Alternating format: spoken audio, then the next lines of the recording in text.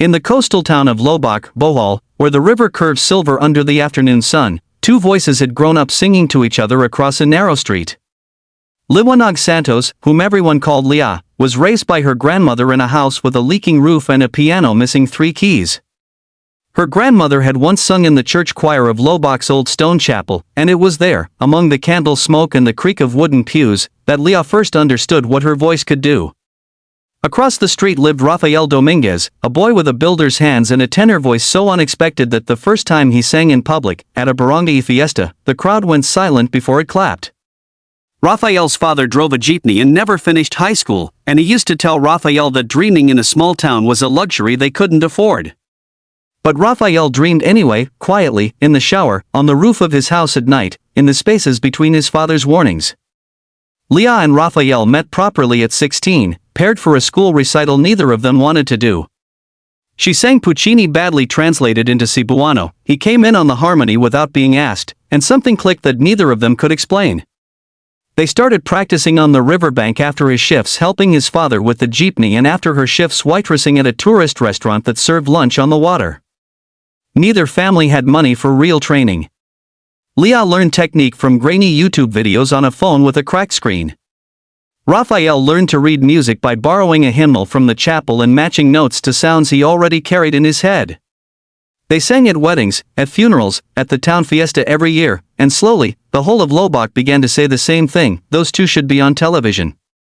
But dreams in Loboc had a way of dying quietly.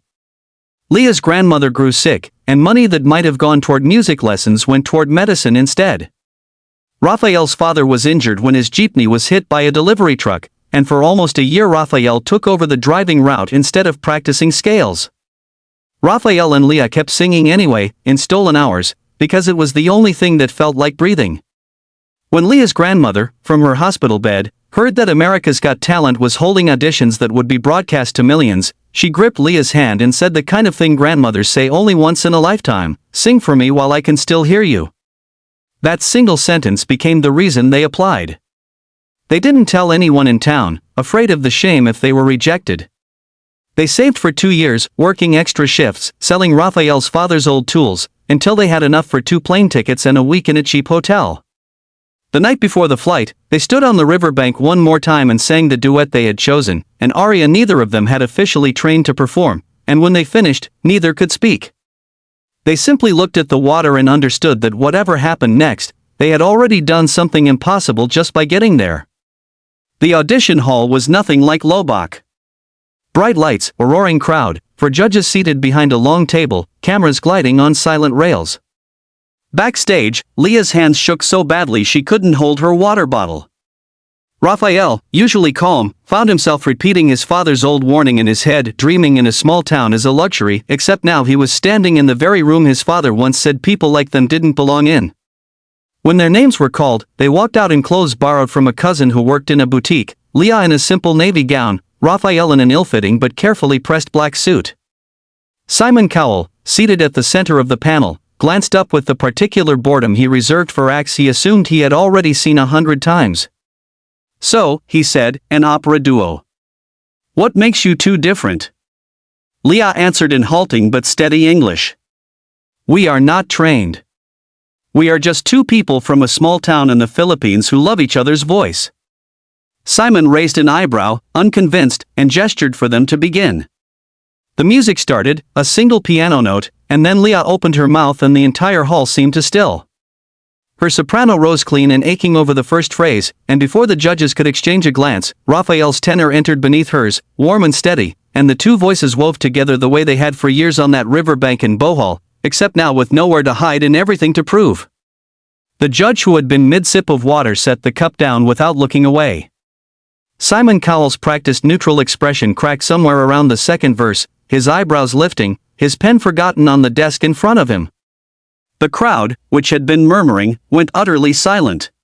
The kind of silence that only happens when 4,000 strangers forget to breathe at the same moment. Lia thought of her grandmother in the hospital bed, watching this broadcast delayed by hours but promised to see it. Rafael thought of his father, home now, healing, who had finally agreed to watch the audition live on a borrowed laptop with the neighbors crowded around him. As the aria built toward its climax, their voices climbing together, something in Lia's control gave way to pure feeling, and a note came out of her that even she hadn't planned, raw and enormous, and Rafael matched it a third below without faltering. When the final note rang out and faded into the recorded orchestra's last chord, there was a full 2 seconds of nothing. Then the entire arena rose to its feet at once, a wall of sound crashing over the stage, and Lia realized she was crying and hadn't noticed when it started. Simon Cowell stood up. In all his years on the panel, standing ovations from him were rare enough that the crowd's roar doubled when they saw him do it. "I have to be honest with you," he said, leaning into the microphone, voice rougher than usual. "I was ready to be unimpressed. I have heard 1,000 opera acts. I have never heard anything like what just happened in this room." He looked at Lia, then Rafael. "Where did you two learn to sing like that?" Rafael, still catching his breath, answered simply, "The river taught us, sir." "And each other." The other judges were already reaching for their buzzers, praising the risk they'd taken, the raw emotion, the impossible chemistry between two voices that had clearly been shaped by nothing but love and necessity. But it was Simon who rose from his chair fully, walked toward the center of the desk, and rested his hand on the one button no act ever expects to see pressed for them. "I don't do this often," he said, "but tonight, I don't think I have a choice." He slammed his palm down on the golden buzzer. Gold confetti erupted from the ceiling in thick, glittering sheets, raining down over the stage, over Lia's navy gown, over Rafael's borrowed suit, over both of them as they collapsed into each other's arms, sobbing, laughing, unable to process that the two kids who used to sing to an empty river in Loboc had just been sent straight through to the live shows in front of the entire world. The crowd chanted their names.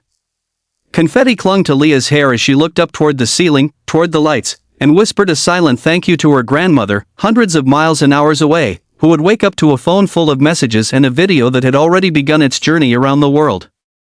Backstage, reporters swarmed them before they'd even caught their breath. Rafael, still shaking, could only repeat one sentence to every camera pointed at him: "This is for my father, who told me not to dream too big. I hope he's still watching." Within hours, the clip of their audition had been shared across the Philippines, from Bohol to Manila, a small riverside town suddenly impossible to find on a map without someone mentioning the two singers who made Simon Cowell cry. Lia's grandmother, when she finally saw the footage on a nurse's phone, gripped the sheets of her hospital bed and wept, telling anyone who would listen that she always knew. Back in Loboc, the town gathered around the one television in the barangay hall, watching their neighbors' children stand in golden confetti on a stage 6,000 miles away. Nobody in that hall had ever expected a jeepney driver's son and a sickly grandmother's granddaughter to change the fortunes of their entire town, but as the video ended and the room erupted into applause and tears, it was clear that Lia and Rafael's story was no longer just theirs. It belonged now to every kid on a riverbank somewhere, singing to no one, waiting for someone to finally listen.